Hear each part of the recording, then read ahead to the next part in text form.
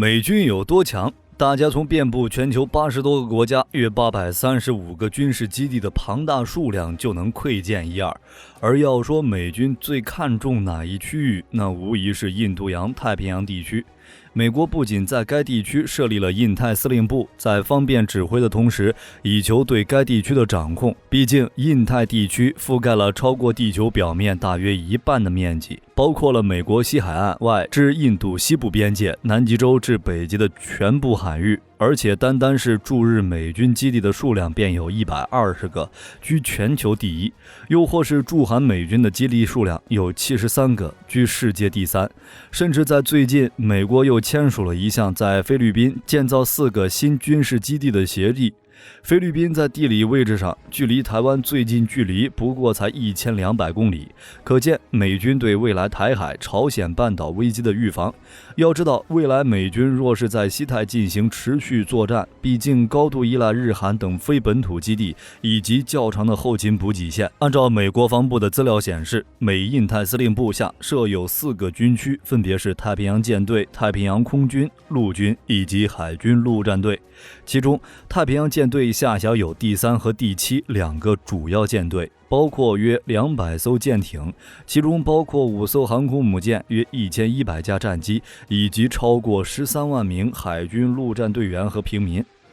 太平洋海军陆战队包括2支海上侦察部队，大约有8.6万名士兵，并拥有640架飞机可供使用。至于太平洋美空军，则包括有约4万6千名空军和文职人员，以及420多架飞机。陆军则包括大约10万6千名士兵和300多架飞机。值得一提的是，隶属于该司令的部队还包括1200多名特种部队成员，可执行特种作战任务。而美军之所以在印太地区部署如此多的力量，目的便是想要在该地区打造一支更具杀伤力的部队。2022年12月，在加州举行的里根国防论坛上，美国国防部长劳埃德·奥斯汀就曾向与会者说明了这一点。而要打造的部队，指的便是美海军的第7舰队。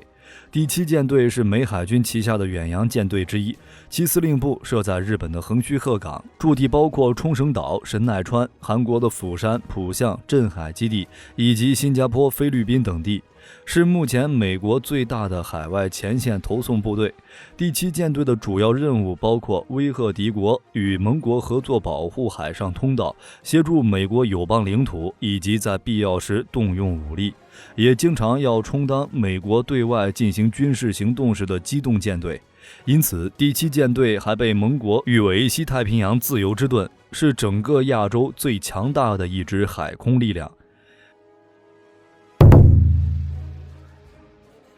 第7舰队的经历丰富多彩。1941年，第2次世界大战太平洋战区的战斗爆发。1943年3月，美国将西太平洋的舰队改编为第7舰队。1947年1月，这支部队又被改称为西太平洋海军部队。1949年8月，则被称为第7特遣舰队。直到1950年2月，才又正式恢复第7舰队的旧称，一直用到现在。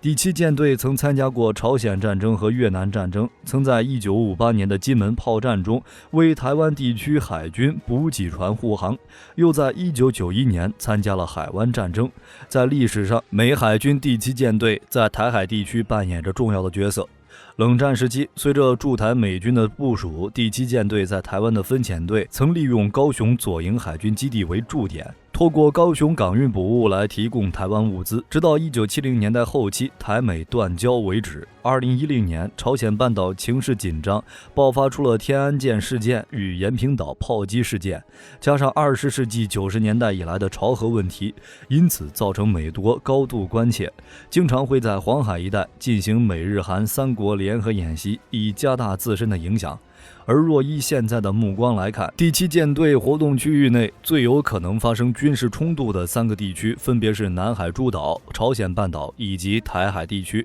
所以美军才一直想要在印太地区有一支优秀的部队。至于辖区范围，就是整个印太地区，等一下会讲到。根据最新的航母打击群部署资料来看，目前的第7舰队大约有50到60艘军舰，350架战机，舰队满员，编制6万人，其中包括38000名海军官兵和22000名海军陆战队员。平时总兵力约2万人，一般由华盛顿号航空母舰组成的航空母舰战斗群为主要作战部队，辅以陆基航空兵两栖部队，必要时可以从第3舰队或其他部队抽调舰艇补充。现辖旗舰1艘，核动力航母1艘，3到4艘配备导弹的巡洋舰，18到20艘导弹驱逐舰及护卫舰，其实力可以说是非常惊人。而且各型舰艇的配置同样顶尖，比如蓝岭号指挥舰满载排水量18372吨，16节航速时续航力为13000海里，舱内设有13部 TA980U 卫星电话终端，它同70多台发信机和100多台收信机连接在一起，同3组卫星通信装置相通，可以以每秒3000次的速度向外界进行信息交流，为舰队提供同步通讯。对空、反潜、反舰兵力及航渡中的登陆编队实时指挥，它是第7舰队的旗舰。对于第7舰队来说，仅仅依靠水面舰艇和海军航空兵就已经超过了一般大国的全部的海军力量。而且这还不是第7舰队的全部实力，因为它还拥有着相当庞大的潜艇部队，其包括有第7潜艇打击群，辖有3艘洛杉矶级攻击核潜艇，可以发射各种战斧导弹以及对地精确打击武器。第1潜艇中队也是辖3艘洛杉矶级，但是型号有新有旧，它还有3艘弗吉尼亚级攻击核潜艇，常驻为8艘。第7潜艇中队辖各种洛杉矶级核动力潜艇7艘，第9潜艇打击群辖3艘海狼攻击核潜艇，第17和19潜艇中队各有10艘俄亥俄级战略导弹核潜艇。这支潜艇部队力量总共有超过30艘的最新型潜艇，而且全部为核动力，不仅可以进行各种战术打击，也能够进行战略核攻击。试问这样的实力，有哪个国家能与之相比？